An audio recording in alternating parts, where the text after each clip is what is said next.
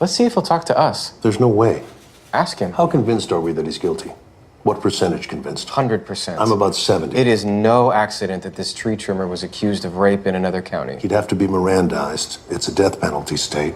There's nothing in it for him. He is a narcissist. Might just do it to prove that he can.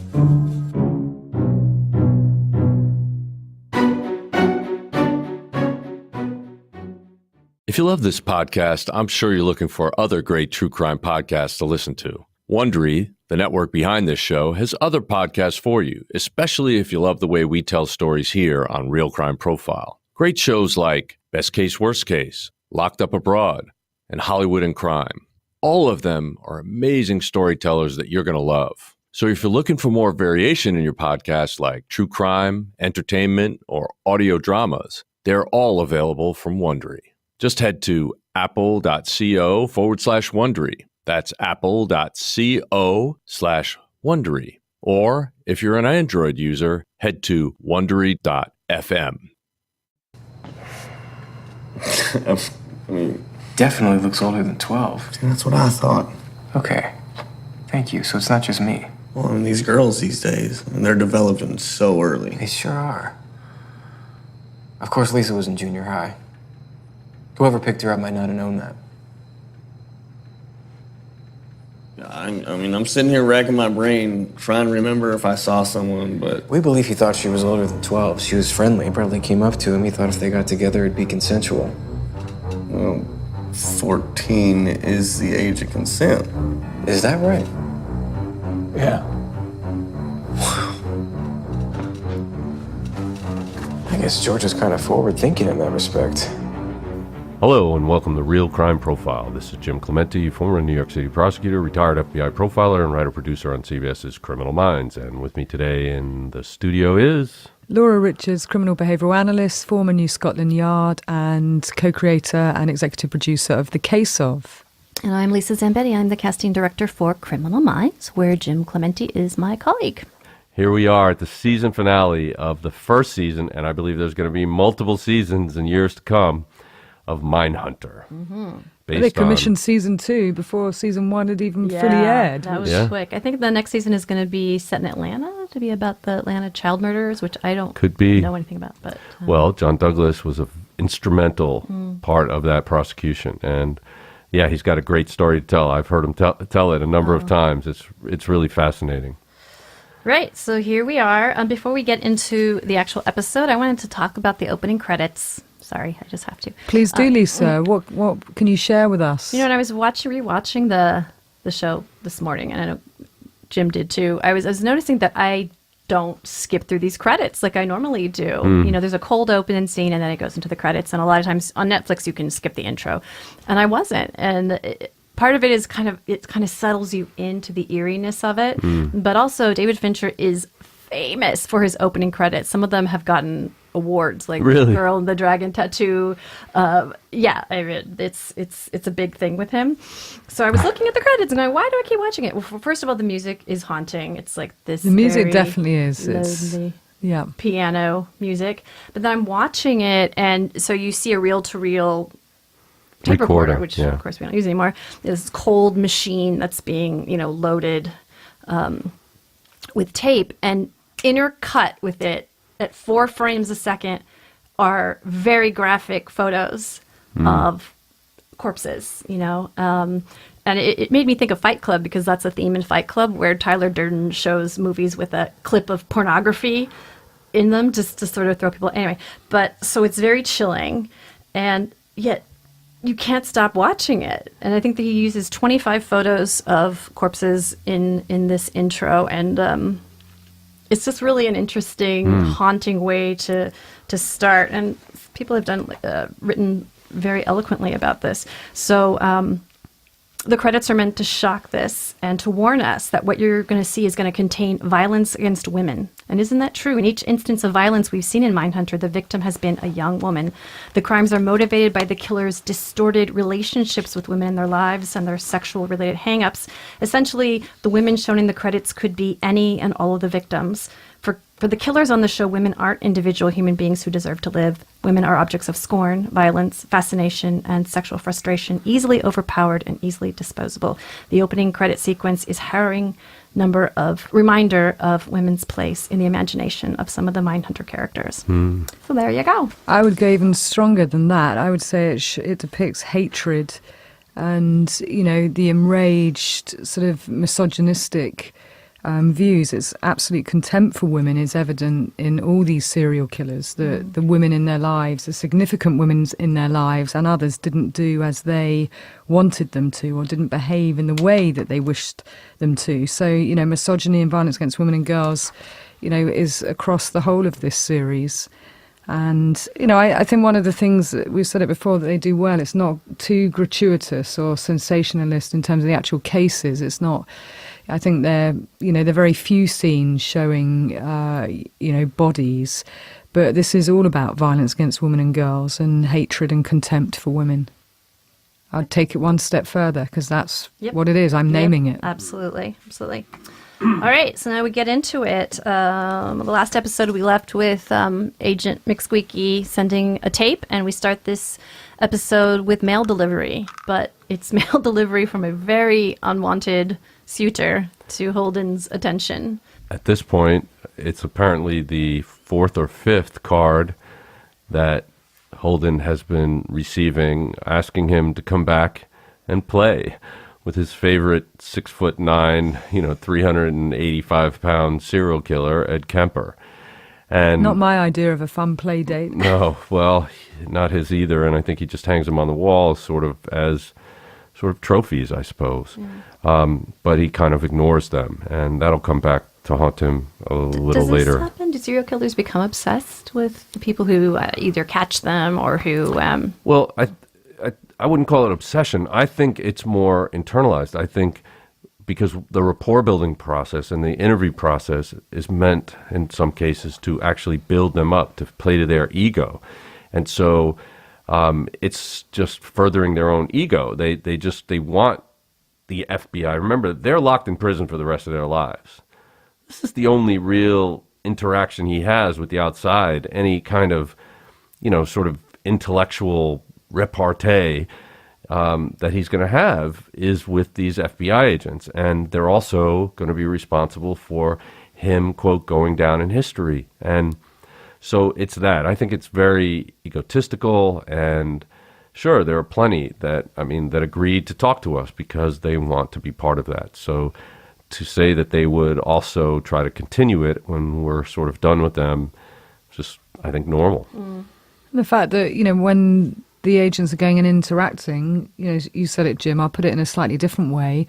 What are they talking about? Well, they're talking about their favourite subject, which is me, myself, and I. Yep. And so that, and my victims. And the victims, and bolsters it up. And then you've got, the play date is kind of the right way of putting it, people to play with. And some of these guys, of course, think that they are far superior, the serial killers. And let's not muddle the two groups, but, the serial killers believe, some of them, that they're more superior and intellectually on a different plane. And so they are toying with them in a way. But this relationship sort of develops, and Kemper's almost acting like a jealous lover, deprived of attention. I'd say a jealous and abusive lover who's deprived of attention. And that power and control dynamic is always being played out between them. So Bill gets a phone call from law enforcement down in Georgia where they've just been advising, and the law enforcement there has not taken Bill's advice. They did administer a polygraph to their main suspect, and he passed the polygraph with flying colors. Well, it was actually inconclusive. A polygraph is actually an interrogation tool, and what they hope is by polygraphing somebody, they'll be able to confront them with their results and then get them to confess. And that was a failed attempt in this case. Right, so they had to let him go, I guess, because there was no physical evidence tying him to the crime. So they're asking for help. So Bill and Holden decide to go down there and talk to him. And the police are like, well, why would he talk to you? He's nothing, And Holden says, well, he's a narcissist. He thinks he's beaten this polygraph. He's not going to be afraid to talk to me. And if we set the right scene, which they do, right, he'll want to come in. Right. And so this is a perfect example of how we stage an interview and an interrogation, and how important it is to know the personality of the offender before you do this. And one of the first things he does is say, oh, this is his report, we need more. So add fake pages in Right. there, because what'll that do? It'll do two things. One, it'll tell him, oh, I'm important, which will help lower his defenses. And the other thing it'll do at the same time is, oh, wait a minute, they know a lot about me. Maybe it'll pucker him up a little bit too. So they want him sort of off balance at some point. And also setting the stage of this being a little girl, and her majorette outfit, was a little girl thing. And, it was white and happy. And, he has the cop go out and get a baton so that they could add that to the mix. And then he sees the rock, and he realizes the rock is the thing that he needs to put in there. And just like he did with the shoe for Brutus, he covered it up. And he covered up the rock. And then at some point, because of what he said, he lifted up the jacket and he exposed that rock. So And that was a real turning point. right, so they set the scene, and when we see the guy who comes in, the actor is Adam Zastro, who we actually cast on Criminal Minds just a couple of years ago. It was like his first. He'd been like an extra in a couple things, but this was like his first. Oh, wow. Thing. So yeah. you actually helped him. Yeah, That's and I amazing. remember I taped That's him. great. Yeah, he got this off of tape. He came in and I taped him and showed it to. I think it was Tanya directed it. Oh, yeah. It was the episode about being in a cult. And so he had this really eerie monologue, and I knew he would be just perfect. Wow. He's kind of creepy, but then he's kind of, especially in this episode, he's kind of dirty, sexy. I mean, you can see how a young girl would kind of think he was cool, like a hippie or long-haired hippie. But anyway, so Adam I'm not so Zastro, sure about that. I think Good. that's completely He was pretty subjective. creepy. He did a great job in this. In this, He was good. Yeah, being This creepy role, and making yeah. your skin. lanky, Yeah. wiry, long hair. Yeah. Anyway, so he comes walking in, and very believable. I Very mean, I didn't at all think he was acting. He totally sold that. yeah. I'm maybe because in my real life, I just don't focus on the offenders as much. In this series, I'm sort of forced to. I'm really amazed at the acting. I really think they've all brought it. I mean, I've seen the tapes of these guys, the original offenders. Right. I've actually gone out and interviewed many, many offenders myself. And these guys just really pulled it off. I was very, very happy with that. Yeah, the nice is they used a lot of not well-known actors, and that's key, because if you have somebody who, one of our producers warns us against this all the time, of having an actor that really distracts from the scene because you've seen them in a million things, or they're a name actor, you have to be, really think about that before you put somebody in it. Anyway, so I just think this is such a great scene because you see them playing him, just trying to get him closer and closer to a confession, and they ask him over and over. So you didn't talk to her? And just get him closer to admitting that he saw her and that, they talked, just leading him. Right. And so we should talk about false confessions here, because Right. what they're playing with is, sort of pushing somebody and giving them information and not just being passive in terms of what comes to them. And, they are giving out a certain amount of information, and they are sort of asking him over and over and over again. But it really doesn't have a positive effect. And then Holden turns off the tape. And that should never have been done. You should not do that. I mean, the whole point of it is that law enforcement has to be held accountable. There's no question about it. And this is a criminal investigation. They're in the middle of it. This is not research. And even though he was saying some pretty nasty things, again, trying to build rapport, trying to take the judgment out of what happened, and trying to actually, think the way this offender must have thought in order to do these crimes, help him rationalize and project and minimize what he did. And so those are things that are difficult to put on tape, but those of us who work in this field have to do it. And so by putting it out there and by making it commonplace, you actually can help other cops to be able to do the same thing, because it's necessary to build rapport with these guys. and to not be judgmental. So that's just really outrageous. And it's a crime. It should never be done. And I don't like that it was in there, but it was in there for dramatic purposes. I think to show that he learned the wrong lesson from the last There time you they go. used, he was just, okay, fine. If this is going to get me in trouble, I'm going to turn off the tape, have all the PUSSY talk. Right. And, But let me just tell you that, in fact, in the FBI, we did not record interrogations until very recent history. It's something I argued for many years ago. I remember talking to Director Mueller about it. Just why aren't we doing it? And he said, well, because we do 6,000 interviews a day, and we just don't have the capacity to be able to store all that. And I'm like, well, I don't know if that's true. I mean, if Google and Facebook and Instagram can have that kind of storage capacity, why can't the FBI? And it's just a dollar and cents thing. So anyway, eventually they did relent, and now criminal interviews are recorded by the FBI, which is a great thing because it protects not only the case and the agents, but if somebody does give a false confession, the evidence is typically right there on the tape. did you think that scene crossed the line to coercion? I mean, turning off the tape, it opens yourself up to all sorts of things. And, the rapport building, yes, it's very uncomfortable, but it's the subject at hand. It's all very uncomfortable when you're talking about little girls being raped and murdered. Yes. It's, a subject that should make people feel very uncomfortable. But I think the tactics that are used, to not be distracted by that in one sense, that he says everyone has a shoe or a rock or something that makes them sweat, really trying to get psychologically under the skin, and trying to understand a perpetrator, and, talks about guilt and creating a situation where the guilt overwhelms someone. I mean, the tools and tactics being used are the things that are also on display. And, I think we're seeing Holden now starting to hone his craft, as it were, and get into his flow. Right. His FLOW. And, of course, that makes a lot of people very uncomfortable, his partner included, albeit he still goes along with these things in the local same cop breath. obviously was very disturbed by it, and he called a break, and he said, what the hell are you doing? And they kind of justified it by saying, well, he stopped the tape. And anyway, not a good justification, actually a bad thing. I've definitely had cases in which cops have either delayed recording or stopped recording, covered up the fact that they actually provided all the information to the defendant, and that defendant was then later convicted and then exonerated.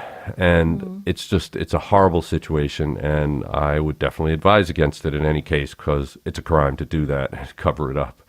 So anyway, they actually get him to confess. Right. And they do it by not being judgmental, by sort of luring him in. I would not say that this was coercive, but what I would say is that it was definitely, playing with the boundaries, and turning the tape off, as Laura said, is the thing that crossed the line.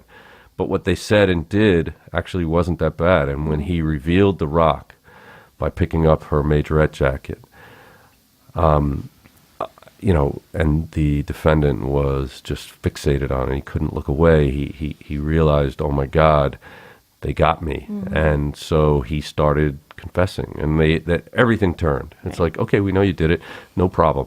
And they go through the details, and they get it out, and they get out this confession, and it's a very effective tool, and we've used it many times successfully. So Lisa, the victim in this case, she was 12 years old, and I believe the age of consent in Georgia is 14. So Holden sort of zones in on that, and actually zoning in on that, but using things he's learnt from Kemper and using exactly the same language that Kemper would use to try and zone into the psychology of this individual. Is an interesting tactic that we see, being displayed in this scene. And of course he gets the result that he wants, because he does confess to it, but there's details that are given that it's clear that he is the perpetrator. He did commit this crime, and of course Holden then sees that as a real victory. And then it goes into the next scene, I believe, where he's bragging about it. Yeah, so all the cops go out, afterwards to decompress, and he starts, really holding court Yeah, and he's bragging. drinking a lot. Yeah. Yeah, and Bill's just like Ixnay on the agging bray, but he just doesn't. And you can see, and I want to ask you about this. He's getting confident, which I guess is good, but he's also getting this complex of I know more than anyone, and Of arrogance. and arrogance, and I mean, is that a Are you asking me to opine on whether or not John Douglas has Oh, a no. level of arrogance, or No, is that but- what they're depicting in this show? I mean, how do you avoid that? How You do can take I mean- the question as you see fit, Jim C. All right, well, I think And that they answer are it. certainly depicting that, and I think with his interactions professionally, and I think with his interactions with his girlfriend, that you're seeing that come out, and she calls him out on it. Yeah. She's his sort of anchor, and eventually that will come to a head. But you combat it in the real world by realizing the severity of your responsibility, and speaking out of turn like that, which eventually gets quoted in a newspaper, and then gets back to Kemper of all people. Snowball, yeah. Yeah, it obviously can hurt what they're doing, and it obviously can hurt cases. So I think it was a sort of slap on the wrist and back to reality.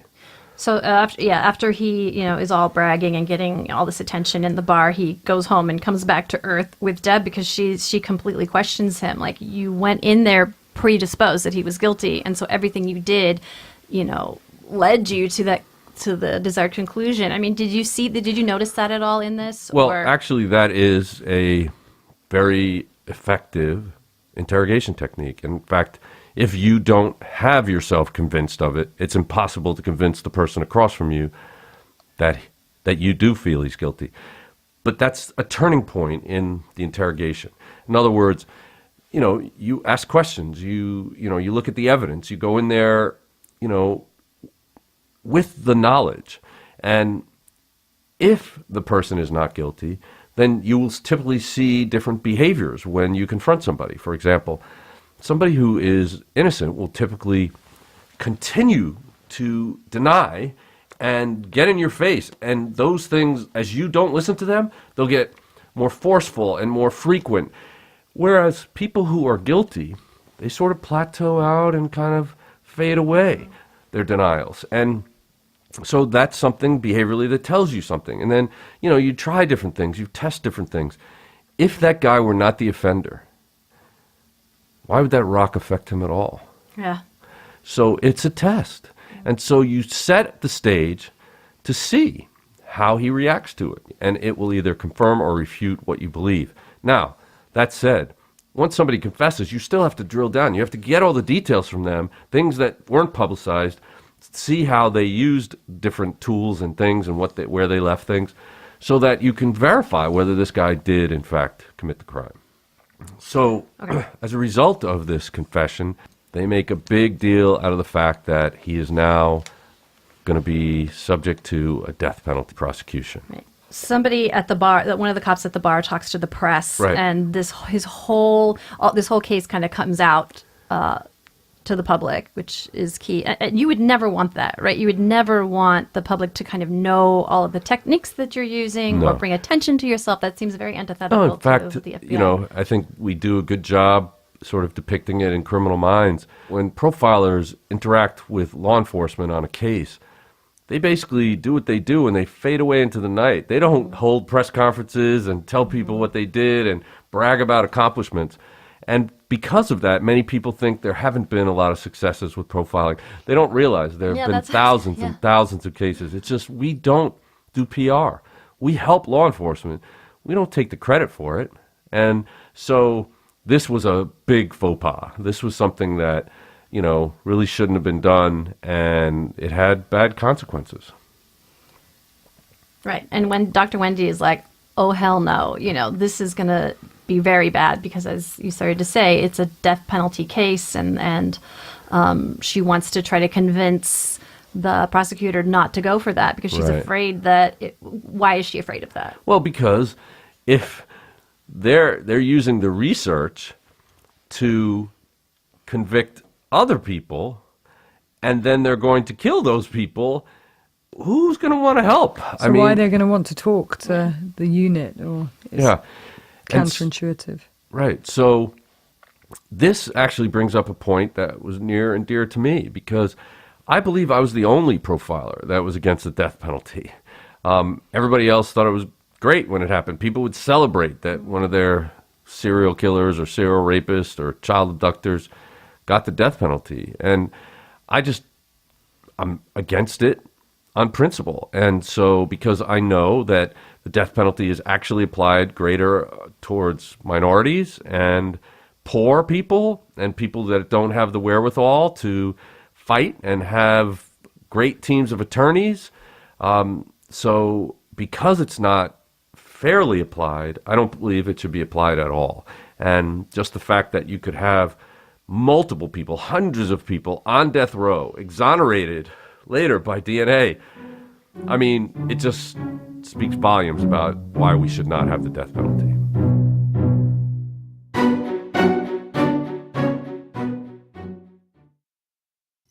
Sunbasket delivers meal prep kits right to your door, making healthy cooking easy and convenient for any busy lifestyle. All the ingredients are organic, clean, and fresh. That's so easy. Everything is provided for you in the right amounts that you need to cook. There are 18 healthy options to choose from every week. It's perfect for every different kind of lifestyle. Sunbasket makes it easy and convenient to cook healthy, delicious meals at home, no matter how much experience you have in the kitchen. Now you get more options than ever. Just go to the Sunbasket app and pick from 18 weekly recipes. You can easily cook dishes like seared albacore tuna steaks with green beans and soft-cooked eggs, or steaks with chimichurri and harissa roasted sweet potatoes. My niece and I cooked Burmese chicken curry with potatoes and parsley and lemongrass. It was great because she is gluten-free and I'm dairy-free, so we could both eat it, and it was delicious and easy to cook. There are paleo, gluten-free, lean and clean, vegan, Mediterranean, family options, and more. Sunbasket works with the best farms and suppliers to bring fresh, organic produce and responsibly raised meats and seafood. Everything is pre-measured and easy to prep. You can get a healthy and delicious meal on the table in about 30 minutes. There's something for every healthy journey and every busy lifestyle. Go to sunbasket.com/realcrime today to learn more and to get $35 off your first order. That's sunbasket.com/realcrime for $35 off. Sunbasket.com/realcrime. I am asking you to consider life without the possibility of parole. I'm an elected official. Here in Georgia, death is the will of the people. And if you don't want to be involved publicly, then maybe you should keep yourselves out of the news. Wendy and Holden go down to Atlanta, and Holden's like, follow my lead, and she's like, go fuck yourself. And she's like, I'm going to talk to this lady prosecutor, and it's great. This is a great scene between two really strong actresses. They're in this room, and there's this she's prosecutor. Am I saying the right thing? Yeah, she's the DA. The DA. And this actress who is Rhoda Griffiths, fantastic. She's like a lioness in a Chanel suit. I mean, she's fierce, but she is fantastically dressed. And she's just like, honey, I'm going to do what I'm going to do. Sorry. Right? The great state of Georgia makes a statement, honey, we don't put people to death. They put themselves to death. Right. You know, we don't kill criminals, they kill themselves. Right. I was wondering if you caught this. She says, when I talk to a jury, I ask them who watches cop shows, and right there, you know if you got a smart jury or not. I'm not sure she left that meant. open. Right. I'm not sure if that means that they're smart or not. If they watch, are they smart? If they don't watch, are they smart? I don't know. She left that open. I'm just enjoying both of your southern accents. I think they're great. Francie's going to be like, oh my gosh. Anyway. Yeah, but you know what? I think Francie might have been the model for that prosecutor, I do too. actually. Yeah, I'm sure Francie had a few conversations like that, sorry, Francie, in the course of her prosecution duties when she was in the state of Georgia. She's very pro-death penalty, isn't she? She is. We'll come back to that conversation another time. One thing this prosecutor does say, Laura, which made me think of you, is she says, you know, when I'm prosecuting this case, I'm letting them know about the victims. I'm saying this is not like Rockford Files or Barney Miller or Hawaii Five-0, that they focus on law enforcement. I'm letting you know that this is not TV, and there are real victims here, and she really kind of hammers that home, and that's part of her strategy. So Yeah, they get I thought that nowhere was great. with her. Yeah. Yeah, they get absolutely nowhere with her. And Holden's basically says to Dr. Wendy, what did you expect? I mean, come on. So frustrated, they go back. Right. And I think this is the scene where Holden finds his girlfriend on the front porch and she's drinking wine. Yeah, and he profiles her. He profiles the breakup. Oh, man. And I loved this scene because... You did? Absolutely, because it's just sort of how it is when you're a profiler. I mean, you can't be ignorant anymore. I mean, you see people's behavior, and you have to understand it better than the average bear, So, I mean, he didn't want to see it, and so he was trying to get past it with her. But when she said, well, what do you think? He just reads her, and he reads her absolutely correctly, and all the evidence was there. She didn't get up to greet him. She knew he would be coming by. She only had one glass of wine. The bottle's half empty now. Generous portion of white wine. Generous pouring. She would not go out to dinner with him. She wanted to build up courage. Why would she need to build up courage? Because you really she's have to going be to a break up profiler with to him. see that she was going to break up with him. I mean, I don't know. I don't think so, but... Well, no, but it's just the point that Jim's making, that, you behaviourally are attuned and you analyse, everything. It's not just you go to work and that's your job, and therefore, what's before you in terms of crime or violence is what you're profiling. It's you read every situation. Right, and it's sort of an albatross hanging around your neck. Yeah, it's And a it's blessing difficult. or a curse. It's difficult to be in relationships with a profiler, I'm sure, as it must be to be in relationships with a hostage negotiator or somebody who's a card shark and, can read behavior because they're used to doing that around a card table. The thing is that, as we talked about earlier, that people wear masks. And unfortunately for those people, profilers see through masks. And it's a difficult life when you have that sort of x-ray vision and the person that you're with or you want to be with is being dishonest or is being negative in some way. Many times you pick up those nuances before they even are aware they're giving them to you. It was just interesting dialogue between them, between Holden and Debbie, where... he's saying that she was sweet and curious when they first met, and, he wants to be admired by her. And he says, why won't you just be my girlfriend? And she says, what, do you mean for me to shut up and adore you? And he turns around and says, yes, you can try it. And I just think it's an interesting kind of play, because he likes her because she's curious and interested in the world, and she's studying, sociology, and is interested in violent behaviour, and she is expanding his horizon. But now he's starting to get some results at what he's doing.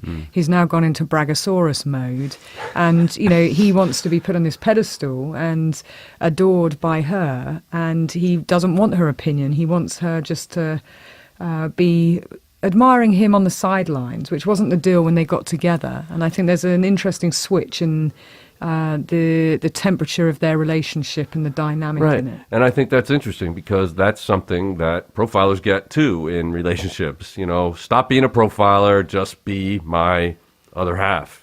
Don't constantly put me through all those questions and all your analysis. And I think that's basically what he was trying to say. I mean, sometimes women will say this and men will say this, I just need to be heard, and I don't need to be analyzed, or I don't need to be challenged right now. I'm going through too much. But as you said, Laura, he was actually in bragging mode, and he wanted adulation rather than just, a listening ear. Yeah, I think that, the question raises, is he a charismatic person? Is it, who is he as an individual as well? Where are his levels of narcissism, Jim? And where's his ego placed in all of this? he is under the microscope too. And I think these are just some of the subtle nods. And, there's a power and control dynamic starting to eke in there. If he just wants to be adored by her, well, that's not who she is. She's someone who's studying, who's broadening her horizon, who's a person in her own right. And so I think there's just some interesting play. And I just felt, potentially Debbie should have been used far more throughout the season 1, but I'm hoping she's going to be in season 2 and we're going to hear much more from her because I think she's a great character. I definitely warmed up to this character. One thing I wanted... some of our listeners have wondered if you think that Holden is a sociopath, just because they are put off by the way that he is with people, but I don't know if you have an opinion. Sociopath would be somebody who's committing crimes. Or a psychopath. And he has some of the same tendencies of the people he's studying. I think he's mimicking them, but why would anybody think that he has no human empathy? Does he not care for other people? Does he not show that he does? Does he not take on the responsibility of protecting those kids from the tickler principle? I think he does actually care about people, so I think that is a little off. I believe there's certainly some traits coming through around, his ego and narcissism and, the play. He does want to be the best in his field, and you hear his kind of inner dialogue of the only mistake he made was not listening to himself. And, I think the character development we're going to see more, but I think there's certainly some times where, he is arrogant and he's There's off no question, script. arrogant and egotistical, but sociopathic, I think that's very extreme. When you take it home, just because you see traces of things doesn't mean the rest of it is there. In other words, in order to actually diagnose someone as a psychopath or a sociopath, there's a whole diagnostic criterion that you'd have to meet. And, a lot of times we see little shades of it here and there, but it doesn't mean that somebody has actually got a mental disorder. And, but people do have egos. And one of the things about profilers is they had to fight and compete to get into that unit. So typically that's a process where they have to toot their own horn and they have to be successful in order to get in there. So I think you're going to see a number of profilers who have that as an issue. Yeah, and most people do have traits of narcissism anyway. So when armchair psychologists, if you will, diagnose someone from a distance, I hear it a lot bandied around that they're a narcissist or a sociopath and psychopath. I think it can be quite dangerous. But there are traits of narcissism in him. It doesn't necessarily make you a narcissist, but I think the character development is going to be interesting across the next season because there's certainly some things, like I said, that I was uncomfortable with, particularly his dynamic within the relationship with Debbie and where that was going. And some of the things that he was sort of saying to her and wanting her to be different to what she was when they first met each other. And now he feels, he's in flow of he knows these things that nobody else knows. Is that true? Well, we see that get taken further with the whole Kemper scene and the fragility of his understanding. Actually, it goes to another level when he realizes perhaps he read some things wrong and his own life is potentially in danger.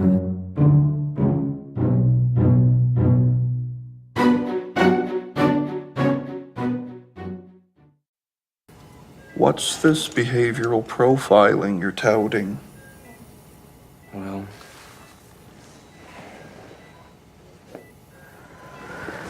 it's a way to determine a criminal's psychology based on crime scenes and personal characteristics. I love that. What's my psychology? I can't really tell you that. You can't, or you won't. It's shop talk, Ed. My favorite. So we're in the home stretch here on this episode. We get back. Holden's got a message that Kemper has tried to kill himself and that he's been named the proxy on... The medical proxy, right? Yeah. That's pretty amazing, huh? surprising. Yeah, Yes. well, Kemper bases it on something that was leaked out in that article that, we're buddies, we're friends. He said, "Are we friends?" All right, so before we get to the final scene, just to catch us up a little bit, Holden finds out that Kemper tried to kill himself, and then the Office of Professional Responsibility gets the tape from McSqueaky, and they're all busted, and they're questioned again by Internal Affairs. And as we've said, Holden is just, he doesn't care. He's completely insubordinate and is like, I know better than you, and he basically is daring them to Come after fire him. He feels like he's solved all these cases, and so, or they've solved all these cases. One thing that you did see was that he was very honest. He took responsibility for everything that happened. He even protected his Bill, Bill and Squeaky Clean guy, and so he took it on his own shoulders, and he said basically, "You don't understand what I do. I have to do this. We were forced into a position where we had to lie to you, and I'm willing to stand by what I did." And then he walks away. Yeah, he could have handled it better. If he did that in the real world to the OPR, they would come at him with their guns blazing. Right. All right. So now we get to the final scene where we go to Sacramento, where Eddie Kemper is is in recovery from attempting suicide, Right. and it's kind of amazing the way they set it up. So he's chained to this bed, and he barely fits on the bed. right, Like his feet are like hanging over. And, he's having this conversation, and he says he's read this article, and he said, you were quoted as saying we were friends. And he said, well, Holden says, well, it's in the context of the work we're doing together. We're colleagues, And he said, our work together, that's really great. I love that. And he starts explaining to him what profiling is, and Kemper's just like in awe. He's like, oh, I love this stuff. This is exactly, because what we found is a lot of these serial killers they're cop buffs. I mean, they want to be looked up to by cops. They want to be seen as collegial with cops. And so this is what was motivating him in this scene. And, he was like a kid, Huh, I didn't read it that way, but go ahead. Yeah, I felt like he was just so elated by the fact that, he read that Ford had made these statements, and, so there was things that were good about those statements, and then he gets to the bad things about it. I was going to say, how did you read it, Lisa? I think he's mad as hell that he's been ignored, and he's been biding his time, and when he's looking at Holden, I got that he's devouring him with his eyes with both love and hate, and he's got it planned out on what he's going to do. Yeah, I mean, I read it. He was like a jealous lover, Yeah. Deprived of his attention and desperate to get his attention. I'm feeling used. And that power and control dynamic kicking in. Yeah. Yeah, but he was very surprised that Holden showed up. I think he didn't know that was absolutely going to happen. And I think there was also a little bit of cat and mouse going on here. He wants to lull him into a feeling of, complacency, and then He's helpless. he does this amazing thing where he just puts his feet on the ground.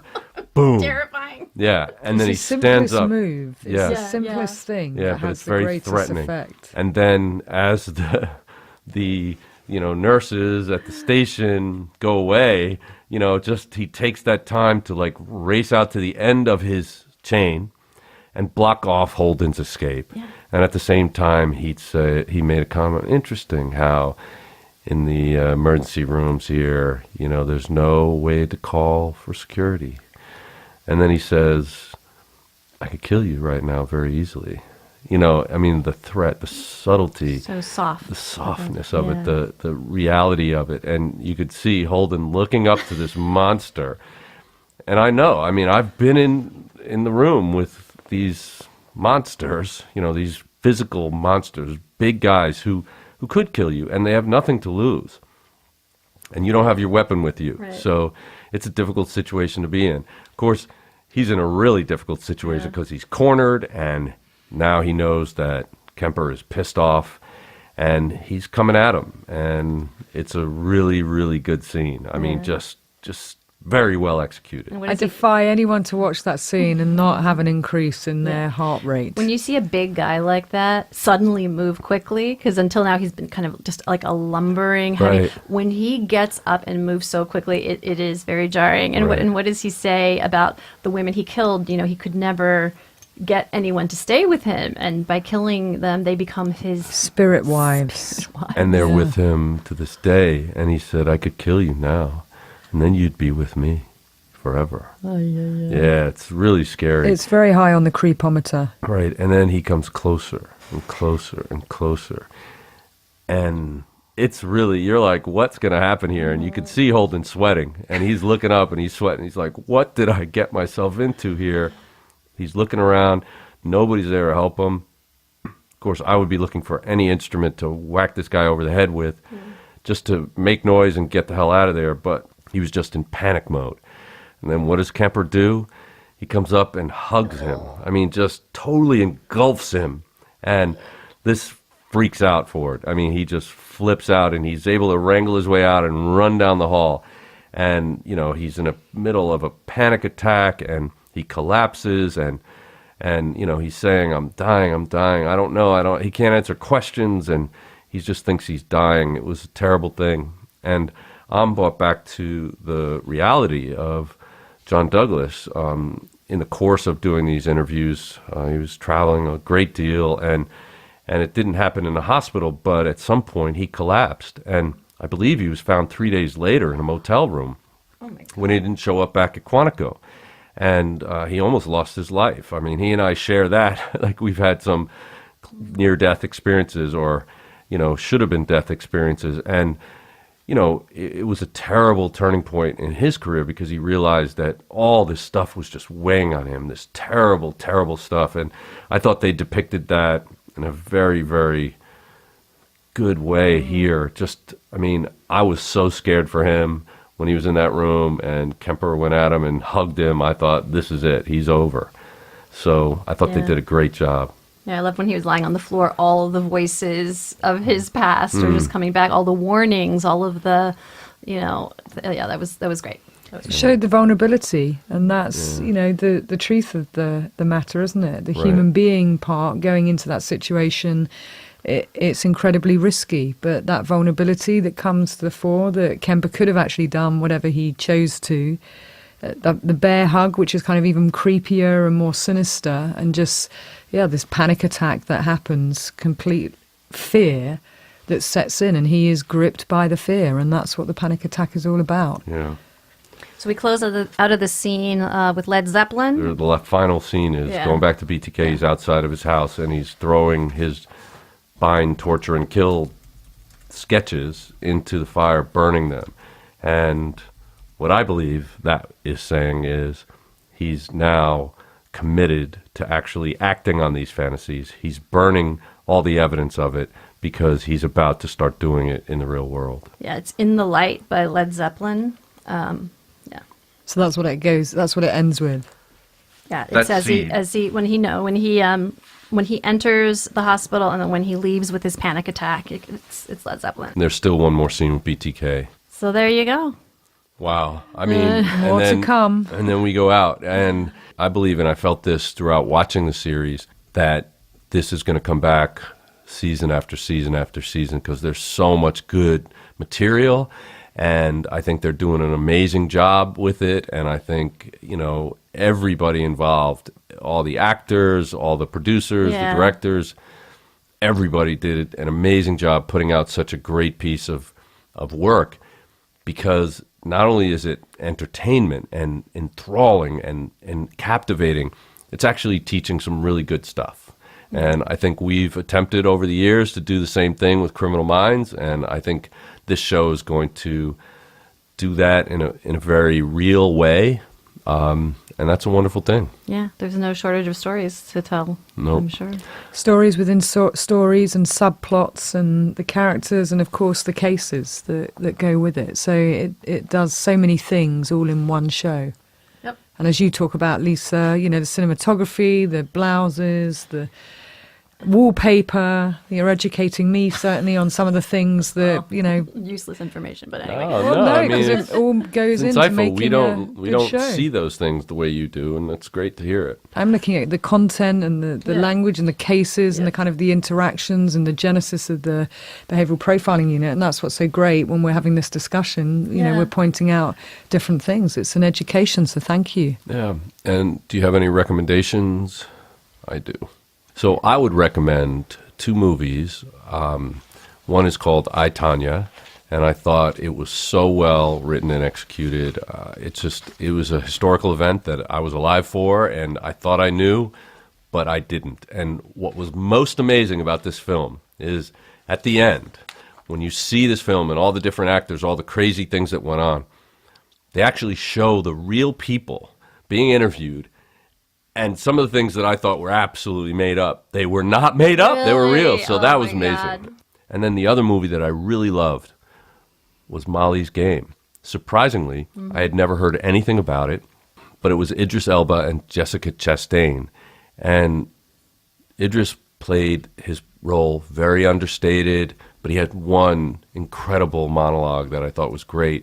And Jessica, oh my God, there was so much intricate math and maneuvering and behavior, and I think it was masterfully written and by Aaron Sorkin, and it was masterfully executed by the actors. So I would definitely recommend Molly's Game. Yeah, I have to see that because I love Idris Elba.